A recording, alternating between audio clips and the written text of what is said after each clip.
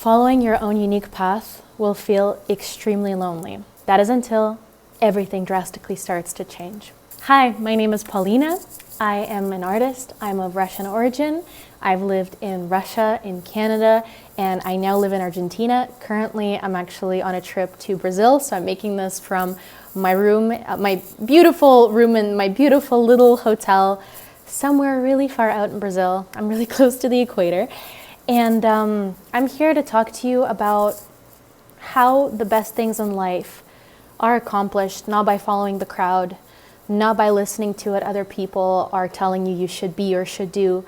The best things in life are discovered inside of you over time, over experience, and once again, not by listening to external voices, but rather by listening to your own self. And it's never easy at all. It's the hardest thing to do, to break off from groupthink, from the crowd, and to pursue something that only you and your heart know that you're destined to do. As I'm filming this video, this being one of my first vlogs, I just realized I have like almost grayish hair right there. It's actually not gray, it's blonde. I've been in the sun so long that it's like burnt out. Not that this has any relevance to the topic we're discussing, but since this is your first time getting to know me, I presume I just had to tell you. Regardless, I digress. I really believe that in this life, to be truly happy, and happiness is, a big term. We can definitely discuss what happiness means to each individual person. But to be really content and fulfilled, you really need to find your purpose. And you really need to find a way to connect with something that actually brings something good to this world. Not in a, cheesy, let me find a way to please people. Completely not what I'm referring to. This is the opposite of people pleasing. This is about finding something that you're good at that also corresponds with a way that you can really leave your mark on this world. So the saying, choose the path least traveled by? I really lived so far my life very true to that saying. And I just really want to speak from experience and say that it was a very, very difficult thing to do at the beginning. I want to say for about 10 years, I felt really lonely. And I just remember distinctly that moment in time where things really started to align for me. And that's not to say that it was immediately easy. It was also not like I woke up one morning and everything was perfect. But I remember the period of time where things really started to feel a little lighter. And as they felt lighter, I felt more positive. And I started to gain more and more confidence in the fact that what I was doing was the right thing. And then I started to really attract. Instead of doubting, and instead of chasing, and instead of pleasing, and instead of just like living a life that was expected of me, I committed myself to the path that I wanted to take. And I'm so happy to say that I wouldn't be here today making this vlog from Brazil as a resident of Argentina, considering the fact that I'm a Russian immigrant that lived in Canada. I wouldn't be here talking about this if I hadn't really listened to my inner instincts. So now let me take you back in time and tell you more of my backstory. Today, I'm an artist.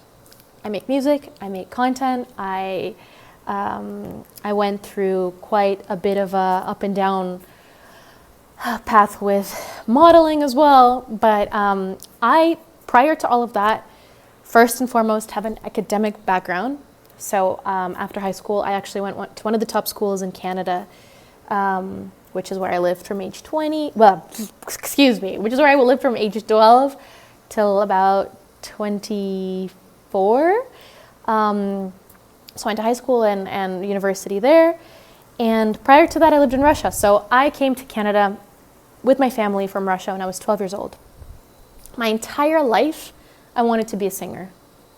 I really wanted to be a true artist. I mean, I grew up inspired by Michael Jackson, Whitney Houston, Beyonce back in her prime, Mariah Carey.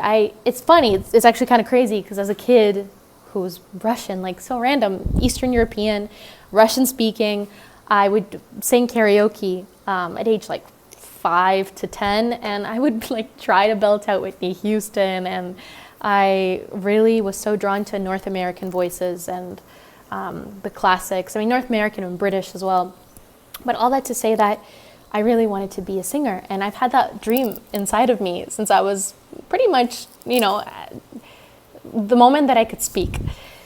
And here's the sad part and the twist. Nobody believed in me. Nobody. Even though my parents knew that I wasn't a spectacular singer as a kid, but I was good. I mean, there's very few kids that are spectacular. Correct me if I'm wrong, but I was clearly determined. I was clearly very passionate. I was really into it. And nobody believed in me. And I remember that so many times hearing over the course of my lifetime, going into my early 20s, like, little girl, be serious. Oh yeah, every little girl wants to be a singer. Like, come on. And my dad, I remember this was so painful because he really pushed me into academics, and I don't regret that, but it was rough. He truly would say things like that stuck with me to this day. When I would like write my first songs, he would say, "What in the world are you doing? Why are you wasting your time? Why are you so," I don't think he'd say useless, but he would imply that and say, like, read the news, like, do something academic. All things that I also do today now that I'm a formed adult and have my free will. Definitely a formed individual that does like to combine her academic and artistic sides. But as a kid, I just really wanted to be seen for what I really was. And I wasn't seen going into my teenage years. I went to university purely because I felt like the expectation of that kind of level of academic success was so strong in my family that I didn't even speak out. I didn't even say like, hey, maybe I could go to like an art school, maybe I could do this, I could do that. I just worked my butt off. I was always so scared of failure. I didn't even know what failure truly meant. Today I believe that, nothing is failure except not trying again. You could fall down 1,000,000 times, and as long as you get back up, you're never failing. But, like conventionally speaking, for me as a teenager, failing even so much as on a little test, I was terrified. I was mortified. I was like, what will happen? My life will end. That's how dramatic it felt. That's why I went into my 20s with extreme anxiety. But I never failed a quiz, never failed a test. I truly passed everything in high school with flying colors, had an average of, I want to say like 95% average, got into McGill, which is the university in Canada that's like the Harvard of Canada. And then I honestly, as you can probably see and hopefully see from this video, I'm a positive person, but I honestly had the worst 4 years of my life going to university, not because I couldn't study. I did, never failed anything. Again, didn't even want to entertain the idea of failure. But for me, the word failure really expanded during that time into what's going to happen in my life if I don't find myself, if I don't fight for my dream, and if I'm also not financially independent, and like if I'm also not completely autonomous. It was just so much pressure. There was the fact that I didn't want to fail academically, and there was also the fact that I was really starting to rise to the occasion of having that conscientiousness of, if I don't fight for the things that I've been wanting, that I know in my chest I'm meant to do, since like I knew this since I was a kid, nobody else is going to do this for me.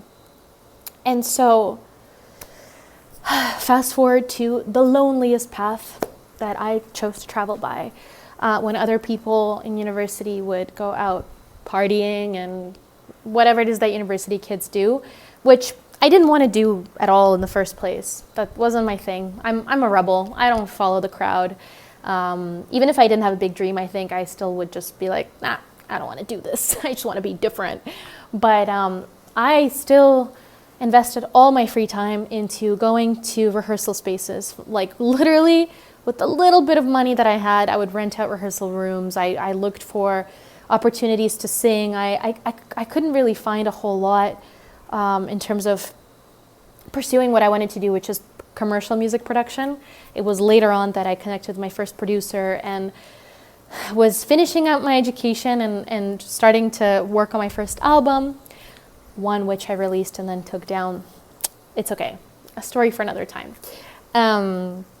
But basically, over the course of the last 2 years of university and afterwards, I think I've had a grand sum total of like 5 different jobs. I've worked as a teaching assistant. I have worked as a tutor. I have worked as a digital agency. I want to say not a consultant. I worked as a digital agency marketer. basically creating content, scheduling posts, helping brands with their digital footprint. I also did modeling. It was a lot of independent projects that I would find, literally just like scouting photographers. I then got into a modeling agency, which did not treat me very well, but gave me a few jobs here and there until I was like, I don't want to do this anymore. Then started building up my social media, got into influencing, which didn't really want to do that either. I just wanted to be an artist and a singer, but I guess in this day and age, it all goes hand in hand. And when you need money, you go at it. You do everything you can to become independent. And so throughout all of that, I was also living in a country where I never felt like I belonged. The climate was not for me. The lack of kind of a unified cultural identity, I didn't feel that. I'm referring to Canada. When I lived in Canada, I really felt like everyone was kind of doing their own thing, and I really didn't feel like people, at least the vast majority of people that came onto my path, were very warm, were very understanding. I was always very kind of like smiley, very happy-go-lucky seeming, even though I was hurting. I was really hurting on the inside because I was just not sure what to do, where to go, and I had these big dreams that I didn't know how to fulfill. I actually believe that some of the most cheerful people, Robin Williams being an example of this, are a lot of the times hurting inside, and we just seem cheerful because we don't want to transmit that to other people, because we know how hard life can be, and we don't want other people to be burdened with our grief. But I felt like I was always misunderstood. I was always judged. I was judged for being feminine. I was judged for not going with the crowd. I was judged for not doing progressive things, such as, wanting to be with a bunch of different guys, in situations with girls, like going out late at night, drinking and smoking. I absolutely avoided. I'm not gonna lie, obviously as a teenager, I tried alcohol, but that's not the point of this video. My point is, that was not something that I was after, and I never did anything because I wanted to appeal to other people. I really couldn't care less. But was it easy? No, it wasn't easy, because it was constant friction. It's like people don't like what they don't understand, and I felt like people did not understand me. But it didn't matter, because I continued working my little butt off towards my goals. And at one point during the pandemic in 2020, I decided, I'm out of here. I went to Mexico. I stayed there for 6 months. To give you an idea of just how nonconformist I am, I really wanted to be in a place where I would have total freedom. And after so many years of cold winters, studying things that I wasn't genuinely interested in, and spending hours on hours torturing myself to pass exams, long sleepless nights that would get me to have the flu like 4 or 5 times per season. After all of that, and just like all the pressure and all the also negative situations with my peers, I was like, that's enough. I'm a warm-hearted spirit. I am a warm-blooded spirit, like a reptile, and I deserve to enjoy my life. And in the beginning, it was a little bit of like, just healing and really enjoying, in the sense of like immediate gratification, but at the same time, your environment matters. Where you are matters for your health and for your spirit. And very quickly it turned into like, okay, how do I continue with my soul searching? How do I continue finding my purpose? And again, even though I was in a better environment and I was happier, I was very lonely. I was like, where do I belong?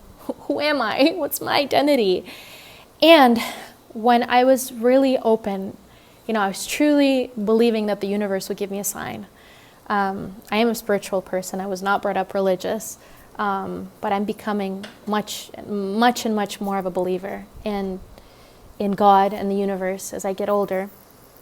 And I feel like, call it what you want, God, the universe, just some kind of higher power. It gave me a sign. I met Argentinians when I was in Mexico, Argentinian people. One after another, playing volleyball on the beach mostly, but one after another, all of them just felt like, okay, this is filling some kind of a void in me that I've had because I didn't really have a community. I didn't feel like I was ever living in connection with my environment ever since I was 12 years old. And they were such kind, warm, genuinely open people that I was like, wow, this is crazy. Maybe I need to travel to Argentina. And before I knew it, as soon as the borders of that country opened up in 2021, at the end of 2021, alone, I got on that flight. Bought myself a plane ticket, and I got on a flight with no return to Buenos Aires. I wasn't even fluent in Spanish. I barely knew anyone really profoundly, on a profound level. I've had all these acquaintances I had made on the beach in Mexico, but I was like, I'm going. I'm out of here. Adios. Adios from Canada, and then even from Mexico too, even though I really enjoyed Mexico. But I mostly enjoyed it because climate plus the lovely people I met, the vast majority of whom happened to be from Argentina. And then when I got to Argentina, I made all these friends. I found people to work with on music in ways that I had never found before.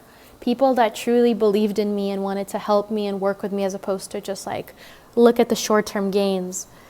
And I got on The Voice Argentina in 2022, which opened doors for me as well. My social media grew. And I ended up really aligning.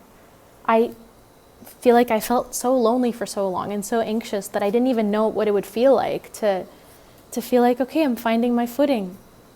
And I really feel like, while today in 2026, I'm still finding my footing, I want to say that I found quite a bit of it over the last 4 years. After more than 10 years of feeling incredibly, 10 years, no, forget 10 years, after more than 15 years of feeling incredibly alone and not knowing where I'm supposed to go, what I'm supposed to do, who I'm supposed to gravitate towards. But the thing is, when you radiate what you truly are, when you are truly the person that you know you are, with your values, with your talents, with your expressions, whatever it is that makes you you, sooner or later you will attract the right people. And you will also find, like I like to call it, your footing. And eventually, one little step at a time, the loneliness that's felt maybe so overwhelming for so long starts to dissipate. I still get anxious over the fact that, like, oh, what if that feeling comes back? But I know that that's just muscle memory. That's just my brain remembering what it felt like. In reality, today I get to travel around Latin America. I get to make music with incredible people. My music producer is right here as I'm making this vlog, just to show you guys I'm not lying. Yeah, I'm not I'm not lying. He really believes in me. I just really want to encourage anyone who got through this video and who came to my channel for whatever reason to not be impatient and to not be afraid. Fear is a destroyer. It's a very destructive force that a lot of the times will push you to do things that are not in line with who you want to be. While I have so much more to tell you and about my path and my journey and so many details that I feel like I didn't even get into in this video, my bottom line is it's not an easy life ever if you want to do great things, and it's very lonely until it isn't. And only you know what you're meant to do. So don't listen to those external voices, no matter how alone you are in the moment. Sooner or later, as long as you keep being yourself, the right pieces will fall into place. Anyways, I'm Paulina. It's been a pleasure speaking with you or for you today, and I can't wait for the next one. Mwah.